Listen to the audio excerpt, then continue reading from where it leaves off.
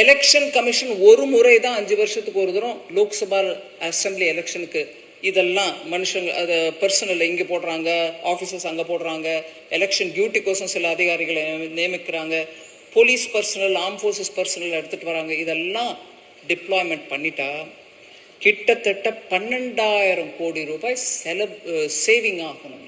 1,00,000 கோடி ரூபாய் செலவு. 2024 எலெக்ஷன்ல லோக்சபா எலெக்ஷனுக்கு மாத்திரம் 1 lakh crores estimated expenditure subject to final figures.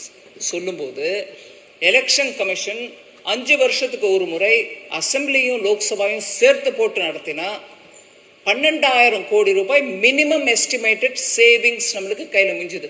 அதை நீங்கள் மக்கள் நலனுக்கு எத்தனையோ சேர்த்து ஸ்பெண்ட் பண்ணலாம். அந்த சேவிங் நம்ம யோசிக்கணுமா? இது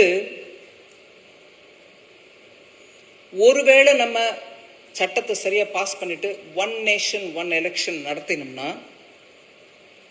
நம்ம நாட்டின் ஜிடிபிக்கு growthக்கு 1.5% இன்க்ரீஸ் வரும் அப்படின்னு நம்புறாங்க. 1.5% growthனா 4.5 lakh crores நம்ம எக்கானமியில இன்னும் அதிகரிக்கும். 4.5 lakh crores ஆட் ஆகுது.